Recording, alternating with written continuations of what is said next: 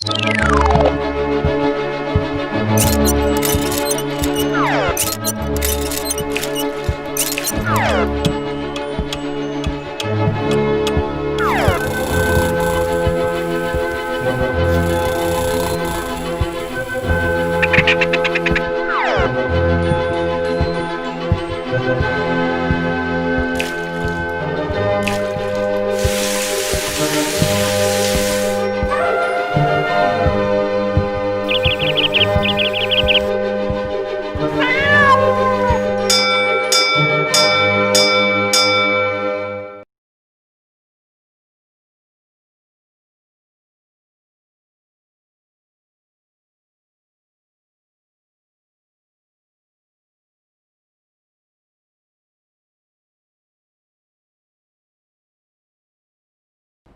Students, സുഖമാണല്ലോ എല്ലാവർക്കും?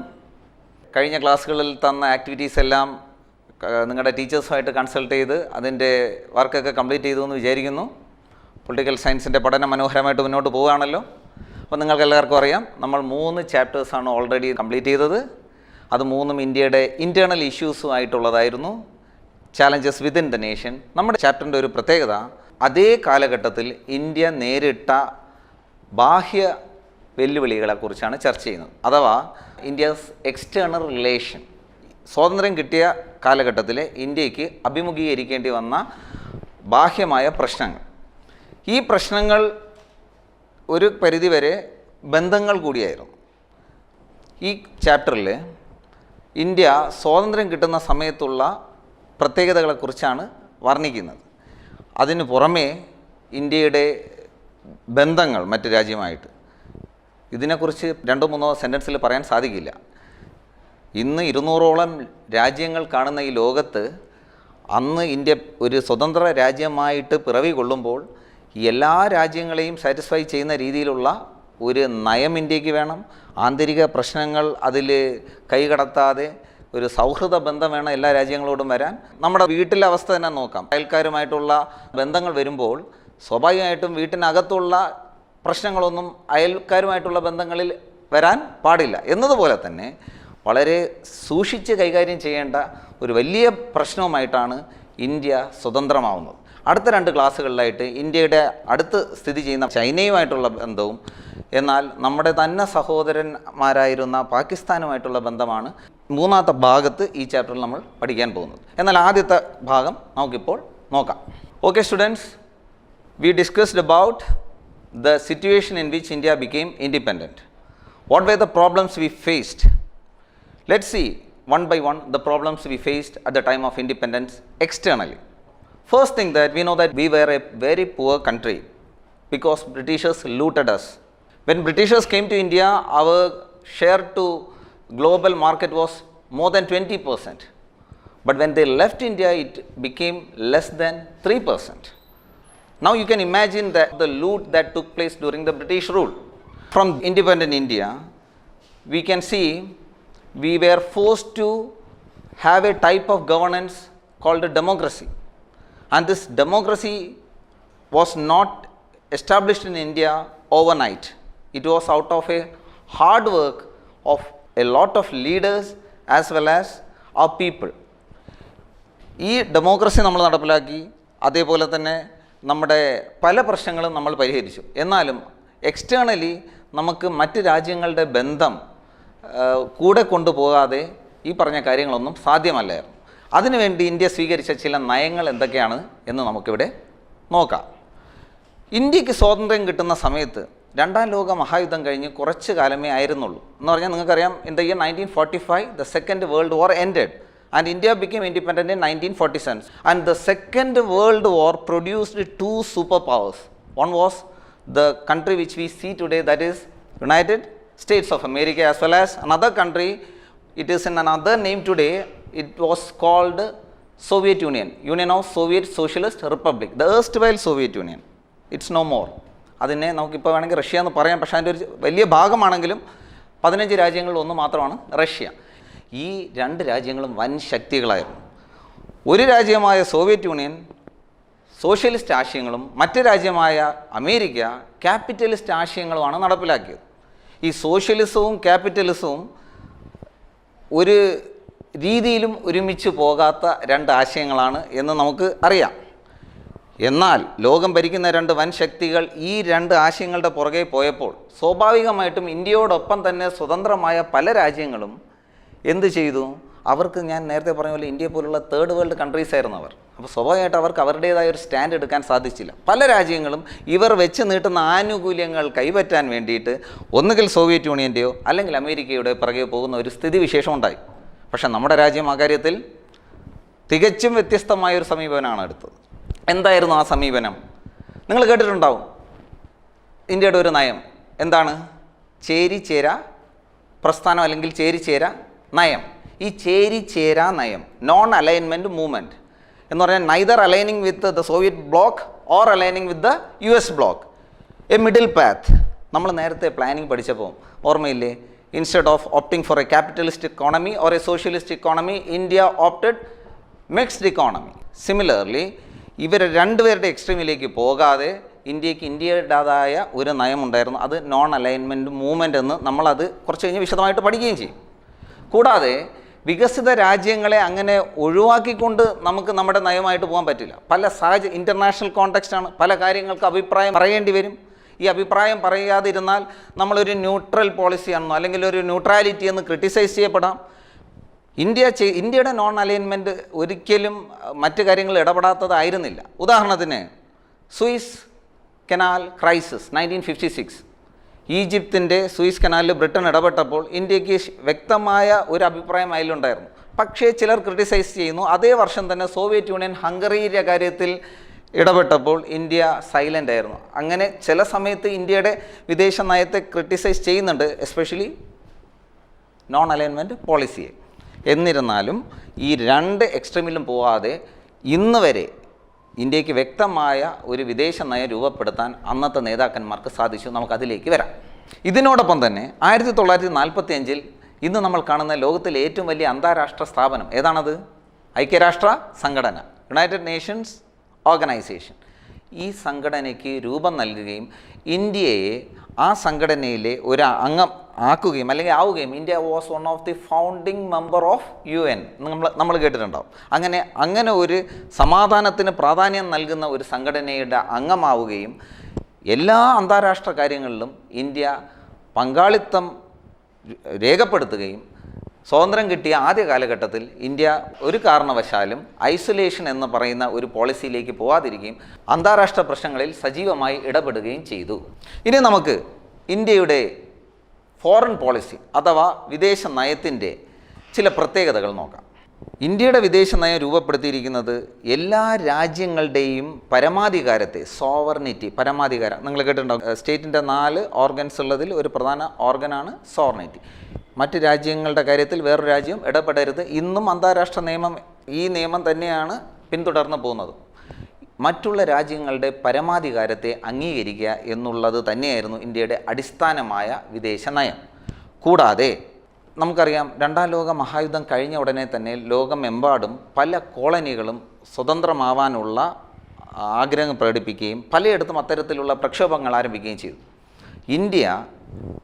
ഇന്ത്യയുടേതായ പങ്ക് ഈ കാര്യത്തിൽ വഹിക്കുകയുണ്ടായി. ഡീകോളനൈസേഷൻ, നമ്മളിപ്പോൾ നിയോ കൊളോണിയലിസം എന്നൊക്കെ പറയും പോലെ അന്ന് കോളനികളെ മാറ്റുന്ന ഒരു കോൺസെപ്റ്റാണ് ഡീകോളനൈസേഷൻ. അതിന് ഏറ്റവും മുന്നിൽ നിന്ന് പ്രവർത്തിച്ച ഒരു രാജ്യമായിരുന്നു ഇന്ത്യ. കാരണം കോളനികളായ രാജ്യങ്ങളുടെ അവസ്ഥ അല്ലെങ്കിൽ ഇന്ത്യയുടെ സ്വന്തം അവസ്ഥ തന്നെ ഇന്ത്യക്ക് വളരെ വ്യക്തമായി അറിയാമായിരുന്നു. ലോകത്തിലെ എല്ലാ കോളനികളെയും സ്വതന്ത്രമാക്കണം എന്ന് ശക്തമായ നിലപാടെടുത്ത രാജ്യങ്ങളിൽ ഒന്നായിരുന്നു നമ്മുടെ രാജ്യം. കൂടാതെ ആധുനിക ലോകത്തിലെ ഏറ്റവും പ്രധാനപ്പെട്ട കാര്യം എന്ന് പറയുന്നത് സുരക്ഷയും സമാധാനവുമാണ്. ഇന്ത്യ മുറുകെ പിടിച്ച 2 ആശയങ്ങളാണ് സുരക്ഷയും സമാധാനവും. ഇന്ത്യയുടെ നിലപാട് ഏത് അന്താരാഷ്ട്ര പ്രശ്നത്തിൽ നമ്മൾ പരിശോധിച്ചാലും നമുക്ക് കാണാൻ പറ്റും, രാജ്യത്തിൻ്റെയും ജനങ്ങളുടെയും സുരക്ഷയും സമാധാനവും വിട്ടുവീഴ്ച ചെയ്യുന്ന ഒരു പ്രവർത്തനത്തിലും ഇന്ത്യ ഏർപ്പെട്ടിട്ടില്ല. നമുക്ക് പറയാം, ചില യുദ്ധങ്ങൾ ഇന്ത്യ പങ്കെടുക്കേണ്ടി വന്നുവെങ്കിലും അതെല്ലാം ഇന്ത്യയെ ആക്രമിക്കുമ്പോഴായിരുന്നു. അല്ലാതെ ഒരു കാരണവശാലും നമ്മുടെ ന്യൂക്ലിയർ പോളിസി, അതൊക്കെ നമ്മൾ ഈ ചാപ്റ്ററിൽ ഇനി ചർച്ച ചെയ്യും. വിദേശ നയം, ഇതൊന്നും തന്നെ അഗ്രസീവായ ഒരു കാഴ്ചപ്പാടിലല്ല ഇന്ത്യ രൂപീകരിച്ചത്. ഇനി നമ്മൾ ഈ ടെക്സ്റ്റിൽ ഈ ചാപ്റ്റർ നിങ്ങൾ വായിക്കുമ്പോൾ ഒരു പക്ഷേ പലയിടത്തും നമുക്ക് you have already studied in the other book എന്ന് കാണാം. പക്ഷെ നമ്മളത് ചർച്ച ചെയ്തിട്ടില്ല ഇതുവരെ. ആ ഭാഗം നമുക്ക് അത്തരം ഏരിയ വരുമ്പോൾ കുറച്ച് ഇവിടെ വിശദമായി പറഞ്ഞുകൊണ്ട് തന്നെ മുന്നോട്ട് പോകാം. അതുകൊണ്ട് ആ ഒരു കൺഫ്യൂഷൻ നിങ്ങൾക്ക് ടെക്സ്റ്റ് വായിക്കുമ്പോൾ വരില്ല. അത് കൂടെ ഒന്ന് ഇതിനിടയിൽ സൂചിപ്പിച്ചെന്നേ ഉള്ളൂ. നമ്മുടെ ഭരണഘടനയിൽ 22 ഭാഗങ്ങൾ ഉണ്ടായിരുന്നു തുടക്കത്തിൽ. ചില പാർട്ട് കൂട്ടിച്ചേർത്തു, ചില പാർട്ട് ഒഴിവാക്കി. അതിൽ 4ാമത്തെ പാർട്ട്, അന്നേ ഉള്ള ഒരു പാർട്ട് എന്താണ്? നമ്മൾ കഴിഞ്ഞ വർഷം പഠിച്ചു. Directive principles of state policy, മാർഗനിർദ്ദേശ തത്വങ്ങൾ. അതിൽ ഇൻ്റർനാഷണൽ റിലേഷൻസ് എങ്ങനെയായിരിക്കണം എന്ന് വ്യക്തമായി പറഞ്ഞിട്ടുണ്ട്. ആ ആശയങ്ങളുടെ അടിസ്ഥാനത്തിൽ തന്നെയാണ് ഇന്ത്യ വിദേശ നയങ്ങൾ രൂപീകരിച്ചിരിക്കുന്നത്. ഇനി വിദേശ നയത്തിന് ഇന്ത്യയുടെ പ്രധാന ശില്പി എന്ന് നമ്മൾ പറയുന്നത് ആരെയാണെന്ന് നിങ്ങൾക്കൊന്ന് ഓർത്തു നോക്കിയേ. നമ്മുടെ തന്നെ ആദ്യ പ്രധാനമന്ത്രിയായ ജവഹർലാൽ നെഹ്റു. നിങ്ങൾക്കറിയാമോ, അദ്ദേഹം നമ്മുടെ ആദ്യത്തെ വിദേശകാര്യമന്ത്രിയുമായിരുന്നു.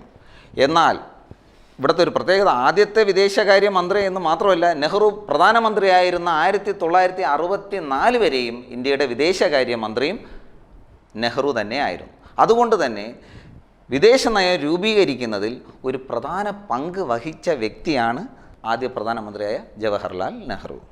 വിദേശ നയ രൂപീകരണ സമയത്ത് നേരത്തെ സൂചിപ്പിച്ചു, അന്താരാഷ്ട്ര സാഹചര്യം എന്തായിരുന്നു? It was the period of cold war, ശീതസമരം. കോൾഡ് വാർ എന്ന ആ വേർഡിന് വളരെ ശക്തമായ അർത്ഥമുണ്ട്. It was not a real war, but it was a situation in which at any time war can break out. See, knowing the situation, most of the countries, as I mentioned earlier, knowingly or unknowingly joined in either the Soviet bloc or the US bloc. And why they might have joined? Simply because of security. And they deliberately sidelined, they deliberately forgot their own national interest, because the only intention of these countries was to get some assistance from these superpowers. But on the other hand, India, though faced similar situations that all other poor countries faced, was not ready to compromise on its foreign policy. This was severely criticized from different angles.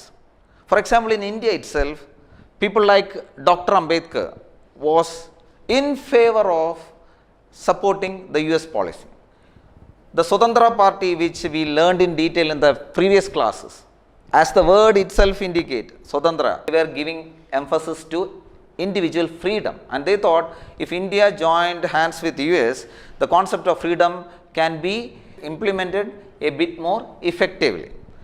But Nehru, our leader, never succumbed to such political pressures. He has very clearly drawn guidelines about what Indian foreign policy should be. അതിൻ്റെ ഭാഗമായിട്ടാണ് നമ്മൾ നേരത്തെ പറഞ്ഞ ചേരിചേരാ പ്രസ്ഥാനം. നമ്മൾ മറ്റൊരു ഭാഗത്ത് അത് വിശദമായിട്ട് പഠിക്കും. ലോകത്തിലെ പല രാജ്യങ്ങളും ചേരിചേരാ പ്രസ്ഥാനത്തിൽ നിന്ന് പിന്മാറി നിന്നപ്പോൾ ഇന്ത്യ അതിൻ്റെ നേതൃസ്ഥാനത്തേക്ക് വന്നു.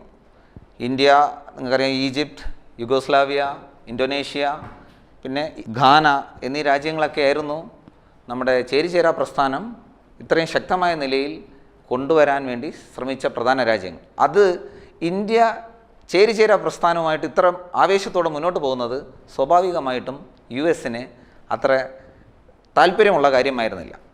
കൂടാതെ നമ്മൾ ഒരു ഇക്വി ഡിസ്റ്റൻസ് ആണ് സോവിയറ്റ് യൂണിയനുമായിട്ടും അമേരിക്കയായിട്ട് എന്ന് പറയുന്നുണ്ട്. എങ്കിലും ചില കാര്യങ്ങളിൽ സോവിയറ്റ് യൂണിയനുമായിട്ട് ഒരു അടുപ്പം ഉണ്ടായിരുന്നോ എന്ന് അമേരിക്കയ്ക്ക് സംശയമുണ്ടായിരുന്നു.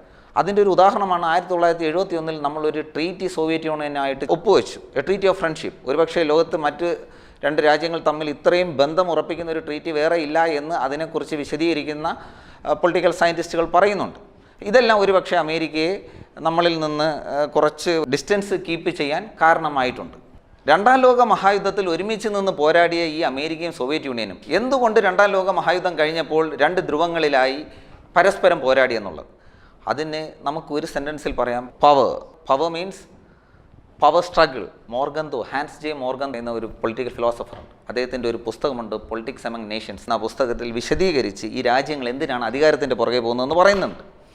സോവിയറ്റ് യൂണിയനും അമേരിക്കയും മറ്റൊന്നിനുമല്ല, ആധിപത്യം നേടാൻ. പല കാരണങ്ങൾക്കാണ് കേട്ടോ. ഈ ആധിപത്യം നേടുന്നതുകൊണ്ട് പല നേട്ടങ്ങളാണ് അവർക്കുള്ളത്. അത് നമ്മൾ വിശദമായിട്ട് നമ്മുടെ world politics, contemporary world politics എന്ന പുസ്തകത്തിൽ പഠിക്കും.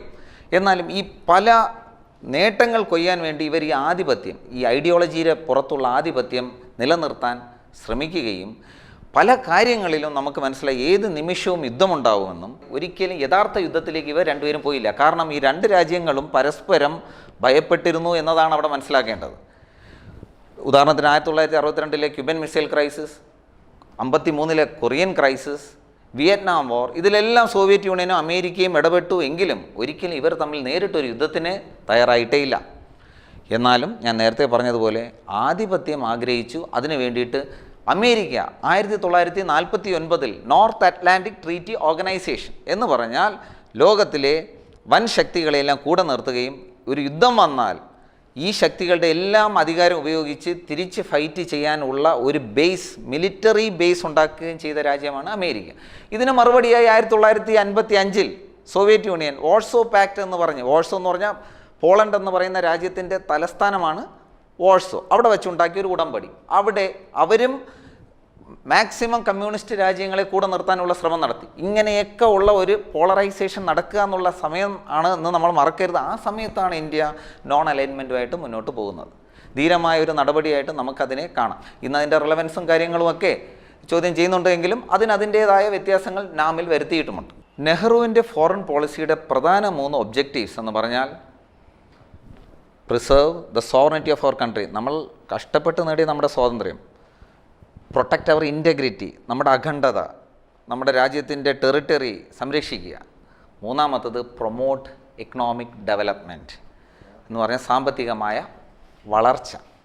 ഈ 3 കാര്യങ്ങളിൽ അടിയുറച്ച് വിശ്വസിച്ചു കൊണ്ടായിരുന്നു നെഹ്റു വിദേശ നയം രൂപീകരിച്ചത്. ഈ വിദേശ നയത്തിൻ്റെ രൂപീകരണത്തിൽ നമുക്ക് മറ്റ് ഒരു പ്രത്യേകത കാണാൻ പറ്റുന്നത്, അദ്ദേഹത്തിനോടൊപ്പം ഇന്ത്യയിൽ വിദേശ നയ രൂപീകരണത്തിന് സഹകരിച്ച എല്ലാ വ്യക്തികളും 100% നെഹ്റുവിനെ ആയിരുന്നു ഹൈലൈറ്റ് ചെയ്തത്. നെഹ്റുവിൻ്റെ പാണ്ഡിത്യവും നെഹ്റുവിൻ്റെ വിദേശകാര്യങ്ങളിലെ പരിചയവും ഇന്ത്യയുടെ വിദേശ രൂപീകരണത്തിൽ പ്രധാന പങ്ക് വഹിച്ചു. അതിനൊരു ഉദാഹരണമാണ് അതേ സമയത്ത് തന്നെ നടന്ന നമ്മുടെ ആണവ നയത്തിൻ്റെയും ഒരു ആർക്കിടെക്റ്റ് എന്ന് പറയുന്നത് ജവഹർലാൽ നെഹ്റു തന്നെയായിരുന്നു. പല രീതിയിൽ അദ്ദേഹത്തിൻ്റെ വിദേശകാര്യ ബന്ധം വിദേശ നയത്തിൻ്റെ രൂപീകരണത്തിൽ ചോദ്യം ചെയ്യപ്പെടാത്ത രീതിയിൽ മുന്നിട്ട് നിന്നു എന്ന് മനസ്സിലാക്കാം. 1947 തന്നെ ഏഷ്യൻ റിലേഷൻസ് കോൺഫറൻസ് എന്ന ഒരു കോൺഫറൻസ് നെഹ്റുവിൻ്റെ നേതൃത്വത്തിൽ ഇന്ത്യ നേതൃത്വം നൽകി നടത്തുകയുണ്ടായി. ഈ കോൺഫറൻസിൻ്റെ ലക്ഷ്യം ലോകത്തിലുള്ള മറ്റ് കോളനികളെ അവരുടെ കൊളോണിയൽ പവേഴ്സിൽ നിന്ന് സ്വതന്ത്രമാക്കുക എന്നും ഡീകോളനൈസേഷൻ എന്ന പ്രോസസ്സിന് ആഗോളതലത്തിൽ ഒരു വലിയ ഒരു മൂവ്മെൻ്റായിട്ട് മാറ്റാനുമുള്ളൊരു ശ്രമമാണ് ഇന്ത്യ ഇതിലൂടെ നടത്തിയത്. നമുക്കറിയാം, സൂപ്പർ പവേഴ്സായിട്ടുള്ളവർ വാർസോ പാക്റ്റും നാറ്റോയുമായിട്ട് മുന്നോട്ട് പോകുന്ന അതേ കാലഘട്ടത്തിലാണ് ഇന്ത്യ ഇത്തരത്തിലൊരു നീക്കം അവരുടെ എതിർപ്പിനെ വകവയ്ക്കാതെ നേതൃത്വം നൽകിയത്. 1949 ഇന്തോനേഷ്യയുടെ സ്വാതന്ത്ര്യത്തിലും ഇന്ത്യ നിർണായക പങ്ക് വഹിച്ചു. ഡച്ചുകാരുടെ കോളനിയായിരുന്ന ഇന്തോനേഷ്യ അതിനുവേണ്ടി പോരാടുകയും ഇന്ത്യയെ പോലുള്ള രാജ്യങ്ങളുടെ പിന്തുണ ഇല്ലായിരുന്നെങ്കിൽ ഒരുപക്ഷെ ഇന്തോനേഷ്യയുടെയൊക്കെ സ്വാതന്ത്ര്യം വീണ്ടും ഒരുപാട് വർഷങ്ങൾക്ക് ശേഷമാവുമായിരുന്നു. ഇന്ന് നമ്മൾ കാണുന്ന ശക്തമായ രാജ്യമായ സൗത്ത് ആഫ്രിക്കയിൽ ഒരു കാലത്ത് റേഷ്യൽ ഡിസ്ക്രിമിനേഷനായ ഒരു പ്രാക്ടീസ്, അതിൻ്റെ പേര് അപ്പാർത്തീഡ്, അങ്ങനെ ഒരു സംഭവം ഉണ്ടായിരുന്നു. അത് ബ്ലാക്ക് ആൻഡ് വൈറ്റ്, ബ്ലാക്ക് റേസും വൈറ്റ് റേസും തമ്മിൽ ഉള്ള ആ പ്രശ്നം കാരണം രാജ്യം വളരെ കഷ്ടപ്പെട്ട ഒരവസ്ഥയിൽ ഇന്ത്യയെപ്പോലുള്ള രാജ്യങ്ങൾ ആ സൗത്ത് ആഫ്രിക്കയിൽ നിന്ന് ഇത്തരം പ്രവണതകൾ, അതായത് റേഷ്യൽ ഡിസ്ക്രിമിനേഷൻ പോലെ അപ്പാർത്തീഡ് പോലുള്ള പ്രശ്നങ്ങൾ മാറ്റുന്നതിന് നിർണായക പങ്ക് വഹിച്ച്, അതും ഇന്ത്യയുടെ വിദേശ നയത്തിൻ്റെ ഒരു ഭാഗമായിരുന്നു ഇങ്ങനെയുള്ള പ്രാക്ടീസസ് എലിമിനേറ്റ് ചെയ്യുക എന്നുള്ളത്. ഇതിനോടൊപ്പം തന്നെ നമുക്ക് മനസ്സിലാക്കേണ്ട മറ്റൊരു കാര്യം, നമ്മളെപ്പോലെ ഒരു കോളനി ആയിരുന്നു സൗത്ത് ആഫ്രിക്കയും. ആരുടെ കോളനി? നമ്മളെ ഭരിച്ച അതേ ബ്രിട്ടീഷുകാരുടെ കോളനിയായിരുന്നു സൗത്ത് ആഫ്രിക്ക. ഇനി ഇതിൻ്റെ തുടർച്ചയെന്ന് പറഞ്ഞാൽ നമുക്ക് മനസ്സിലാക്കേണ്ടത് 1955 ബന്തുങ്ങിൽ നടന്ന കോൺഫറൻസിൽ ഇന്ത്യ നിർണായക പങ്ക് വഹിക്കുകയും ആ കോൺഫറൻസ് നമ്മുടെ നാം എന്ന സംഘടന രൂപീകരിക്കുന്നതിന് ഒരു കാരണമാവുകയും ചെയ്തു. 1955 ബന്ധുങ് കോൺഫറൻസ് നൽകിയ ഊർജം ഇന്ത്യയെ 1961 ബെൽഗ്രേഡ് കോൺഫറൻസിൽ നാം എന്ന പ്രസ്ഥാനം യാഥാർത്ഥ്യമാവാൻ സഹായിച്ചു. ബെൽഗ്രേഡ് എന്ന് പറഞ്ഞാൽ ഇന്നത്തെ സെർബിയയുടെ തലസ്ഥാനം, അന്ന് നിലവിലിരുന്ന ഒരു രാജ്യമായ യുഗോസ്ലാവിയയുടെ തലസ്ഥാനം. ആ രാജ്യം പല കാരണങ്ങൾ കൊണ്ട്, എത്നിക് ക്ലാഷസ് ഒക്കെ കൊണ്ട് 4-5 രാജ്യങ്ങളായി മാറി. അതിലൊന്നാണ് നമ്മളിന്ന് കാണുന്ന സെർബിയ. എന്നാലും യുഗോസ്ലാവിയയുടെ നേതാവും ഇന്ത്യയുടെ നേതാക്കളും, നേരത്തെ പറഞ്ഞ 5 രാജ്യങ്ങളുടെ നേതാക്കളുടെയും ഒരു പ്രവർത്തനത്തിൻ്റെ ഫലമായിട്ടാണ് നാം എന്ന ചേരിചേരാ പ്രസ്ഥാനം യാഥാർത്ഥ്യമാവാനുള്ള പ്രധാന കാരണം. നാം എന്ന പ്രസ്ഥാനവുമായി കോൾഡ് വാറിൻ്റെ അവസാനം വരെ എന്ന് പറയുമ്പോൾ 1990കളുടെ ആദ്യഘട്ടത്തിലാണ് സോവിയറ്റ് യൂണിയൻ തകരുന്നത്. ആ കാലഘട്ടത്തിൽ അത്രയും നാമിന് അന്താരാഷ്ട്ര പൊളിറ്റിക്സിൽ ഒരു പ്രധാന പങ്ക് വഹിക്കാൻ കഴിഞ്ഞു. 1990കളുടെ കാലഘട്ടത്തിൽ സോവിയറ്റ് യൂണിയൻ പല കാരണങ്ങൾ കൊണ്ട് തകർന്നുവെങ്കിലും നാമിൻ്റെ പ്രാധാന്യം ഇപ്പോഴും നിലനിൽക്കുന്നു. പലരും ചോദിക്കാറുണ്ട്, കോൾഡ് വാറിൽ 2 പോക്കറ്റ്സായിട്ട്, 2 പവർ സെൻറ്റേഴ്സായിട്ട് വാർസോ പാക്റ്റിൻ്റെ പുറകെ സോവിയറ്റ് യൂണിയനും നാറ്റോയുടെ പുറകെ അമേരിക്കയും നിലനിൽക്കെ ചേരിചേരാ പ്രസ്ഥാനം എന്ന നിലയ്ക്ക് നാമിന് നല്ല പ്രാധാന്യമുണ്ടെന്ന് നമുക്ക് മനസ്സിലാക്കാം. പക്ഷേ ഇതിൽ ഒരു ചേരിയായ കമ്മ്യൂണിസ്റ്റ് ചേരി അഥവാ സോഷ്യലിസ്റ്റ് ചേരിയുടെ അഭാവത്തിൽ ചേരിചേരാ പ്രസ്ഥാനത്തിന് എന്ത് പ്രാധാന്യമാണ് ഉള്ളത് എന്ന് ചോദ്യം ചെയ്യപ്പെട്ടിട്ടുണ്ട്. പക്ഷേ സോവിയറ്റ് യൂണിയൻ്റെ പതനത്തോടുകൂടി ഇന്ത്യയുടെ വിദേശ നയത്തിൽ നമ്മൾ വരുത്തിയ ഒരു പ്രധാന മാറ്റമാണ് new economic development, new international economic order. അങ്ങനെ ഇന്നും developing countries versus developed countries എന്നുള്ള നിലയിൽ ഡെവലപ്പിംഗ് കൺട്രീസിന് വേണ്ടി അന്താരാഷ്ട്ര ഫോറത്തിൽ വളരെ ശക്തമായി വാദിക്കുന്ന രാജ്യങ്ങളിലൊന്നായി ഇന്ത്യയും ഇന്ത്യയുടെ കൂടി നേതൃത്വത്തിൽ രൂപീകരിച്ച നാമും നിലനിൽക്കുന്നു. സോവിയറ്റ് യൂണിയൻ്റെ തകർച്ചയ്ക്ക് ശേഷവും നാമിന് പ്രാധാന്യമുണ്ട് എന്ന് നമുക്ക് മനസ്സിലാക്കാൻ സാധിക്കുന്നത് ന്യൂ ഇൻ്റർനാഷണൽ ഇക്കണോമിക് ഓർഡർ എന്ന ഒരു നയവുമായി ആണ് നമ്മുടെ നാം ഇപ്പോൾ മുന്നോട്ട് പോകുന്നത്. അല്ലാതെ അത് സോവിയറ്റ് ചേരിക്കും അമേരിക്കൻ ചേരിക്കും എതിരായിട്ടല്ല. ഡെവലപ്ഡ് വേഴ്സസ് ഡെവലപ്പിംഗ് എന്ന ന്യൂ ഓർഡർ ഉണ്ട്. സൗത്ത് വേഴ്സസ് നോർത്ത് എന്നൊക്കെ നമ്മൾ നമ്മുടെ മറ്റേ ബുക്കിൽ പഠിക്കും. അതിൽ സൗത്ത് എന്ന് ഉദ്ദേശിക്കുന്നത് ഡെവലപ്പിംഗ് കൺട്രീസ്. ഈ ഡെവലപ്പിംഗ് കൺട്രീസിൻ്റെ ഇക്കോണമിക് ഗ്രോത്തിന് വേണ്ടിയിട്ട് വാദിക്കുന്ന ഒരു സംഘടനയായി നാമിൻ്റെ സ്വഭാവം മാറിയിട്ടുണ്ട്. അതിപ്പോഴും റെലവൻ്റാണ് എന്നുള്ള കാര്യം നമ്മളിവിടെ ഓർക്കുക. അപ്പോൾ കുഞ്ഞുങ്ങളെ, ഇത്രയും കാര്യങ്ങളാണ് നമുക്ക് ഒരു ഇൻട്രൊഡക്ഷൻ പ്ലസ് ഇന്ത്യയുടെ വിദേശ നയം, ഇന്ത്യയുടെ എക്സ്റ്റേണൽ റിലേഷൻസ് എന്ന ആദ്യ ഭാഗത്തിൽ നമുക്ക് മനസ്സിലാക്കാനുള്ളത്. നമുക്കൊന്ന് നോക്കാം നമ്മളിവിടെ എന്തൊക്കെയാണ് ചർച്ച ചെയ്തതെന്ന്. ഇന്ത്യക്ക് സ്വാതന്ത്ര്യം കിട്ടുമ്പോഴുള്ള അന്താരാഷ്ട്ര സിറ്റുവേഷൻ, അത് കോൾഡ് വാറിൻ്റെ ഒരു സിറ്റുവേഷൻ, സോവിയറ്റ് യൂണിയൻ്റെ അമേരിക്കയുടെയും ഒരു ആധിപത്യം, അവർ കോളനികളായിട്ട് നമ്മളെപ്പോലുള്ള രാജ്യങ്ങളെ അവരിൽ ചേർക്കാൻ ശ്രമിക്കുന്നു. ആ സമയത്ത് അതിലൊന്നും പെടാതെ നമ്മുടേതായ ഒരു നയരൂപീകരണവും നോൺ അലൈൻമെൻറ്റ് മൂവ്മെൻറ്റും ആഫ്രോ ഏഷ്യൻസ് കോൺഫറൻസും തേർഡ് വേൾഡ് കൺട്രീസിനൊരു പ്രൊട്ടക്ഷനും ഡീകൊളോണൈസേഷനും അപ്പാർത്തീഡിനെതിരെയുള്ളൊരു ഫൈറ്റും ഒക്കെ ആയിട്ട് ഇന്ത്യ ഒരു ഇൻഡിപെൻഡൻറ്റ് സ്റ്റാൻഡ് എടുക്കുന്ന ഒരു കാര്യമാണ് നമ്മൾ ഈ ചാപ്റ്ററിൽ ഇതുവരെ കണ്ടത്. ഈ വിദേശ നയരൂപീകരണത്തിൽ നമ്മുടെ ആദ്യ പ്രധാനമന്ത്രിയും വിദേശകാര്യമന്ത്രിയുമായ ശ്രീ ജവഹർലാൽ നെഹ്റു വഹിച്ച നിർണായക പങ്കും നമ്മൾ ചർച്ച ചെയ്തു. ഒരു ആക്ടിവിറ്റി എന്നോണം നിങ്ങൾ നമ്മുടെ വിദേശ നയത്തിൻ്റെ രൂപീകരണത്തിൽ നെഹ്റുവിനെ കൂടാതെ പ്രധാന പങ്ക് വഹിച്ച നേതാക്കളും സംഘടനകളും ഏതെങ്കിലും ഉണ്ടെങ്കിൽ നിങ്ങളൊന്ന് ഓർക്കുക. കൂടാതെ നമ്മൾ ഈ സമയത്ത് അറിയേണ്ട മറ്റൊരു കാര്യം കൂടി ഞാൻ ഒരുപക്ഷെ പറയാൻ വിട്ടുപോയെങ്കിൽ, ഇന്ത്യക്ക് സ്വാതന്ത്ര്യത്തിന് മുമ്പ് തന്നെ പല രാജ്യങ്ങളുമായിട്ട് പല രീതിയിലുള്ള ബന്ധമുണ്ടായിരുന്നു. ഉദാഹരണത്തിന് നമ്മുടെ നേതാവായ സുഭാഷ് ചന്ദ്രബോസ് INA രൂപീകരിച്ച കാര്യം ടെക്സ്റ്റിൽ പറയുന്നുണ്ട്. അതിൻ്റെ രൂപീകരണവുമായിട്ടും ബന്ധപ്പെട്ട് നിങ്ങൾ ചില കാര്യങ്ങൾ മനസ്സിലാക്കാൻ ശ്രമിക്കുക. അടുത്ത ക്ലാസ്സിൽ അത് അവതരിപ്പിക്കുക. അതുവരെ നന്ദി, നമസ്കാരം.